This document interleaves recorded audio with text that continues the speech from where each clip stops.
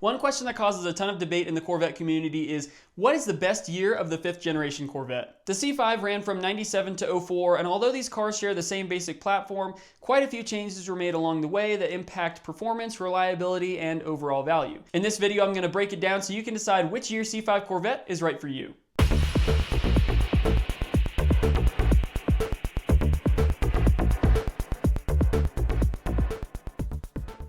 When I say best, that really depends on what you're looking for. Do you want the most power? Do you want the most reliable daily driver? Do you want the best bang for your buck? Or maybe you just want the most collectible version? These are all questions that we want to keep in the back of our mind as we jump into our main topic. First, we need to talk about early versus late C5 Corvettes. The C5 was launched in 1997, and as with most first-year cars, there were some early production quirks. The LS1 engine was brand new at the time, and while it was revolutionary, there were a few minor reliability issues, including 7 recalls. Issues included weak valve springs, early oil consumption problems, and some electrical gremlins, especially with the EBCM. The column lock and anti-theft systems were particularly troublesome in 97 and 98, but the column lock issue affected all 6-speed manual versions and all pre-2001 autos. In 1998, Chevy introduced the convertible version to the C5 lineup, but besides that, things pretty much stayed the same. In 1999 and 2000, the car became slightly more refined, and a lot of the early production issues were resolved by this point. Chevy also introduced the FRC, or Fixed Roof Coupe, which was the stripped down and lighter weight version that later became the Z06. It's also worth mentioning that from 1997 to 2000,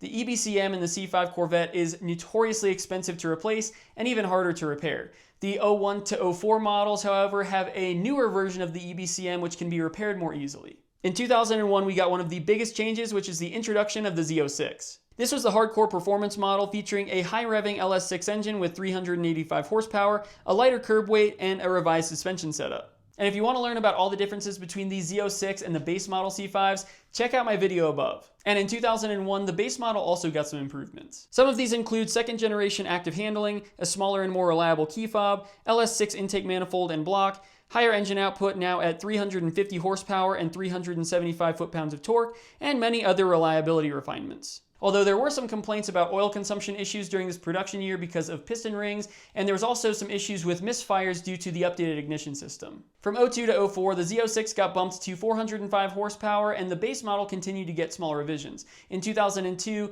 more issues were ironed out, including the coil-on-plug ignition system revision. By 2003, Chevy celebrated the Corvette's 50th anniversary with a special edition, and in 2004, the commemorative edition of the Z06 was introduced, featuring unique badging, a lightweight carbon fiber hood, and a special paint scheme. However, the 2004 model year is known for fuel system issues, especially with faulty sensors inside the gas tank. So now that we've covered the basic timeline, let's hop into which years are best depending on what you're looking for. First is best performance. If you're looking for the fastest and best handling C5 out there, you'll want to opt for the 02 to 04 Z06. Right out of the box, this car has the most powerful version of the LS6 engine with 405 horsepower and has the most refinements to the suspension and chassis.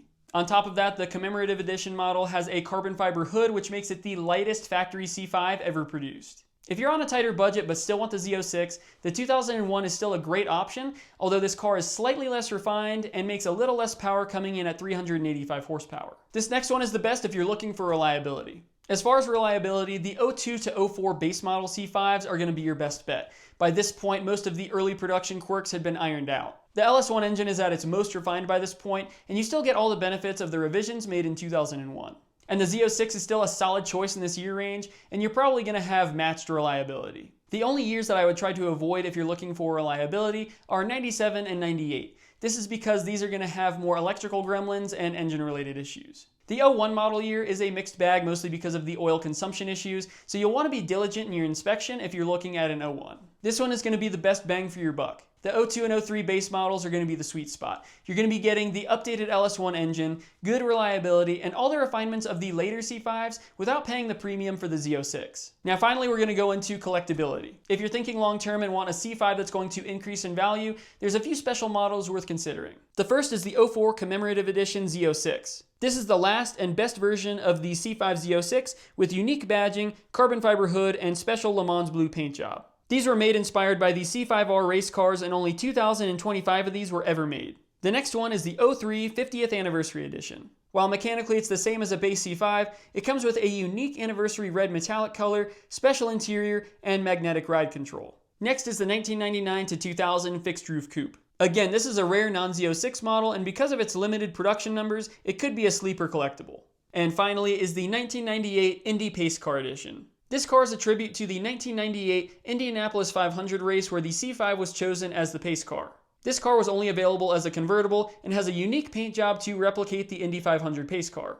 And only 1,163 of these editions were made. Now here's my final verdict on the best year of the C5 Corvette. If I had to choose the best year overall across all models and variants for the C5 Corvette, I would say 2003, with 2002 as a close second. By 2003, the C5 has had many major revisions, and it's at peak reliability for this generation. Both the base model and the Z06 model are at their very best right out of the box. Of course, this has a lot to do with which model, body style, and variant you want, but in all of these categories, 2003 really shines. But in all honesty, guys, the C5 Corvette is a pretty reliable sports car, so no matter which year you get, I think you'll be happy. And the highest mileage Corvette in the world is a C5, so that should tell you everything that you need to know.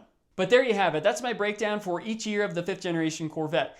But what do you think? Let me know in the comments below which year Corvette you went with and which one you think is the best. But that's all for this week. If you enjoyed the content for today, make sure to leave a like and subscribe to the channel for future content, and I'll catch you guys next week. Later!